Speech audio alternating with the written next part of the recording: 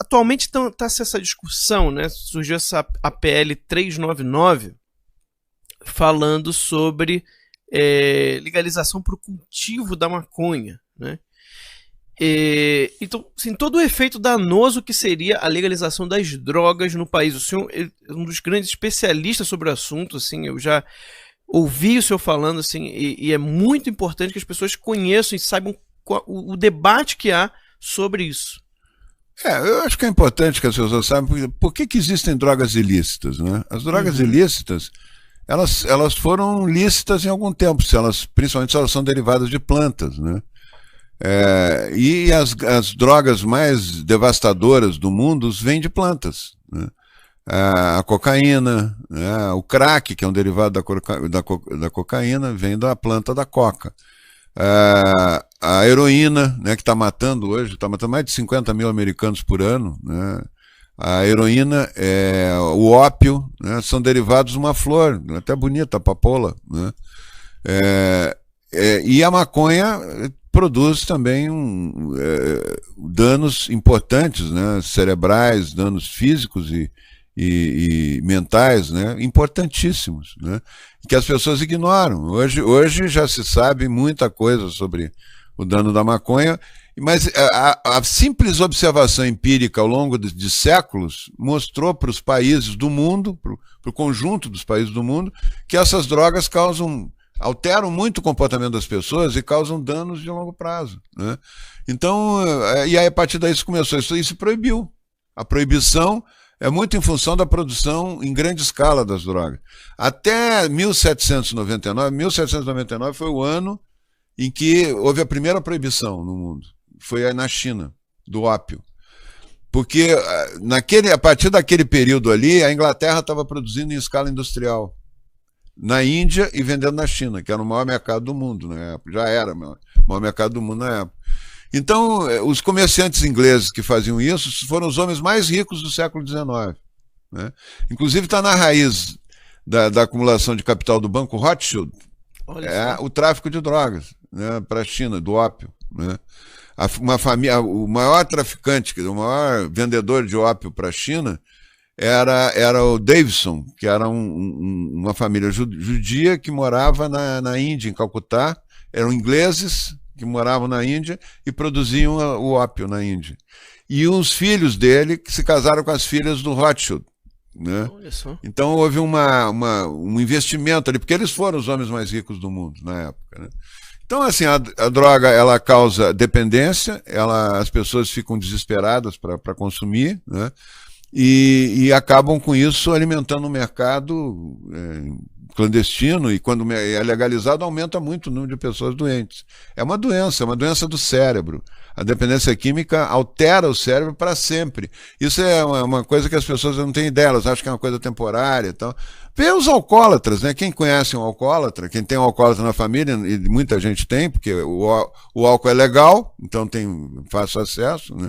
Então muita gente fica dependente do álcool. Vejam o álcool, né? Quantas pessoas que têm a vida destruída e não conseguem parar, né? E não conseguem parar de consumir, é um desespero isso, né? Isso acontece com a cocaína, com o crack, acontece com a heroína, acontece com o ópio, e acontece com a maconha. A maconha, ela produz uma alteração mais de médio e longo prazo, ela não tem uma alteração tão aguda. A alteração aguda que a maconha dá é um certo em si mesma, a pessoa fica mais voltada para si mesma, né? Ela fica com uma sensação de prazer intensa, porque todas as drogas dão prazer, senão não viciavam ninguém, né? Todas elas dão prazer no início, né? E a partir dali começa a haver uma deteriorização do cérebro, né? Começa na área da memória, a memória começa a ficar, vai sendo aos poucos destruída, né? Começa se a pessoa, ela desencadeia a psicose, desencadeia a esquizofrenia, né? Que é uma das psicoses mais graves e que inutiliza a pessoa para sempre, né? É a pessoa que tem delírio, que sai da realidade completamente, né? É 3 vezes maior o número de pessoas com esquizofrenia no grupo que usa maconha do que no grupo que não usa maconha, né? E ela também dá um certo déficit cognitivo de longo prazo. os usuários. Tem o Ferguson, vocês pegarem o Ferguson da Nova Zelândia, ele faz uma pesquisa muito detalhada, é quem tem o maior número de trabalhos publicados sobre acompanhamento de usuários de maconha, né? E ele mostra que são as pessoas que têm mais, comparando o grupo de usuário e não usuário, o grupo de usuário de maconha são os que mais precisam de assistência social, os que menos têm diploma universitário, os que pior salário têm nos lugares de trabalho e os que estão mais desempregados, né? Então é um déficit cognitivo que dá quase uma deficiência mental, assim, com o tempo vai deteriorando. Eu conheço pessoas assim, eu conheci pessoas que eu vi desde pequeno, né, crescerem, brilhantes, inteligentíssimos, começaram a usar maconha e viraram pessoas, dependem de tudo, né? Não conseguem trabalhar, não conseguem fazer mais nada, né? Então a maconha, ela tem, e além de tem uma pesquisa do Hospital de Clínicas de Porto Alegre, mostrando que os usuários de maconha, a maconha ela é mais importante nos acidentes de automóveis do que o álcool, né? Porque há uma perda, na fase aguda, uma perda de noção de distância e de tempo, né? Então isso dá uma alteração nos reflexos, né, que levam a um número maior de acidentes. Isso está acontecendo muito nos estados que liberaram lá nos Estados Unidos, aumentou muito o acidente de trânsito por causa da maconha, além de aumentar o número de casos de intoxicação aguda também em hospitais, né? E outra coisa, 83% dos usuários de cocaína, crack e heroína começam com a maconha nas drogas ilícitas. Isso é uma pesquisa do UNDOC. Então a maconha é uma tragédia, né? Ela é uma tragédia. Quantas milhões de mães já estão com os filhos praticamente perdidos para a droga, ou perderam eles fisicamente, inclusive. À medida que eles vão evoluindo, vão se envolvendo com tráfico, com um monte de coisa, já perderam os filhos. E muito jovens, né? Quanto mais cedo, maior o número de dependência. O NIDA, o National Institute of Drug Abuse, dos Estados Unidos, que é o maior centro de pesquisa sobre drogas do mundo, mostra que os adolescentes, se a pessoa começa a usar antes dos 15 anos de idade, ou a partir dos 15 anos de idade da maconha, 50% ficam dependentes para o resto da vida. A dependência química acontece numa escala muito grande. Então é uma droga que tem que ser de alguma maneira restringido o acesso e não facilitado. Esse projeto do deputado Dutti, que ele é o relator, mas é inspirado, na verdade no Congresso tem um grupo de deputados do PT, do PSOL, que defende a liberação das drogas, né? O Freixo já falou isso várias vezes, o deputado Freixo, o deputado Paulo Teixeira, né? Nós temos esse debate há mais ou menos uma década já dentro do Congresso, né? Eles são defensores. De repente eles viram pessoas muito preocupadas só com as crianças que têm epilepsia.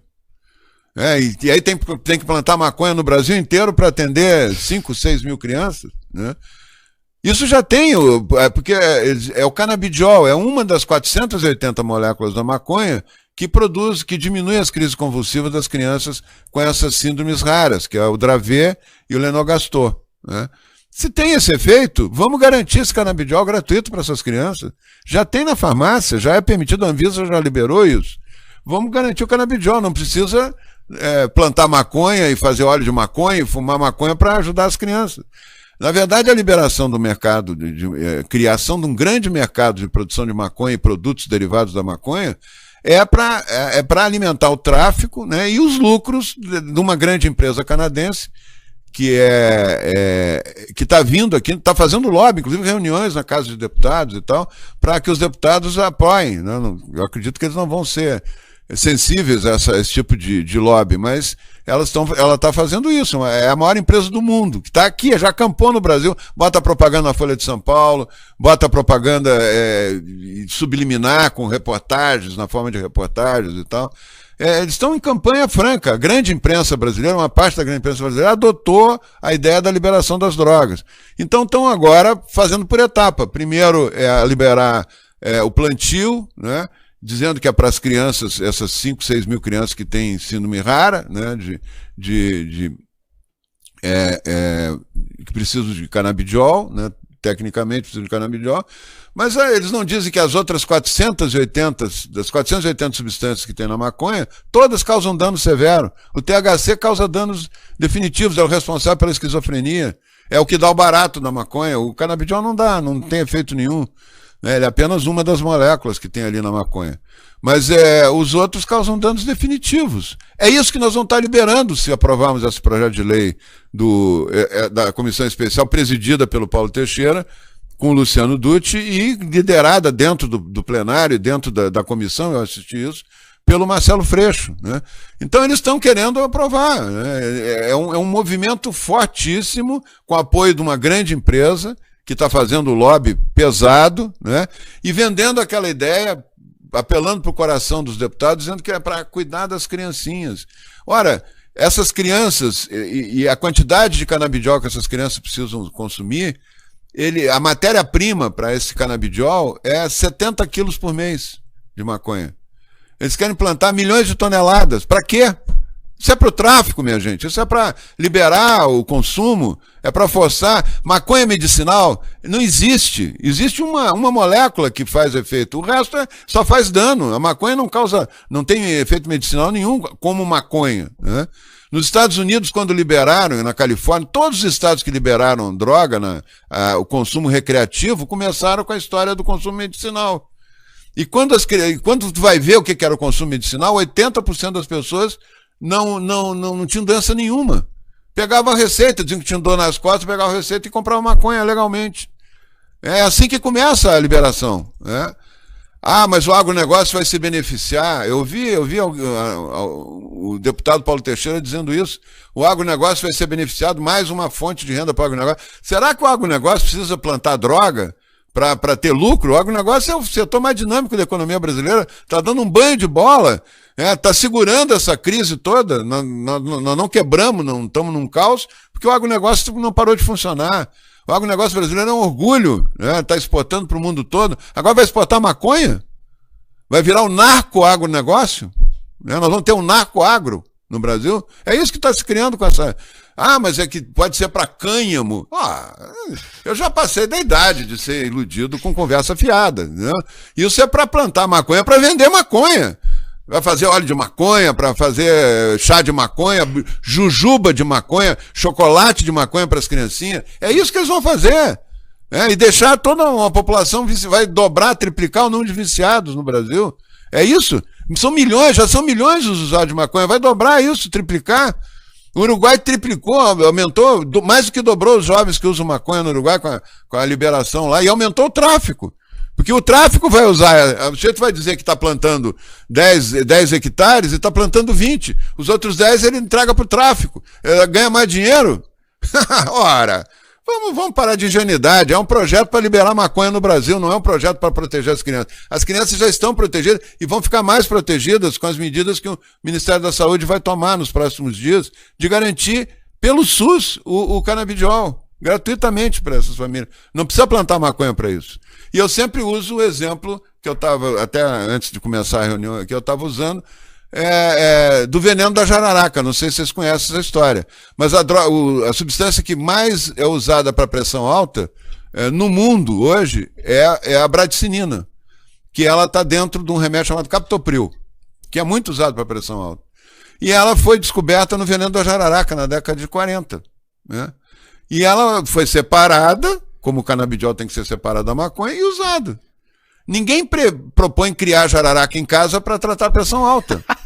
É isso que está se fazendo com a maconha, minha gente. Pelo amor de Deus. Né? Não vamos entrar nessa. Eu acho que a população tem que se manifestar, tem que falar com seus deputados, tem que pressionar para que não votem. Vai ser a semana que vem essa votação. Estão já tentando pautar a urgência para a semana que vem. É um absurdo isso aí. Né? Olha, a gente está aqui... Nossa audiência, né, subindo muito, já estamos quase com 23 mil ao vivo aqui. E então deixar aqui um apelo para as pessoas, fazer campanha, né, no Twitter. Vamos começar a colocar hashtag PL399não. Isso. A gente precisa que todo mundo entenda o que está acontecendo, porque a grande vitória desse pessoal é passar isso aí sorrateiramente. As famílias, o povo brasileiro, em geral, né, a grandíssima maioria é contra isso. Né? Então a gente precisa colocar luz nisso aí. Né? Pautem o debate, comecem a falar sobre isso e ponham lá, hashtag PL399não. A gente precisa hoje explodir aí no Twitter, explodir nas redes sociais colocando isso em debate.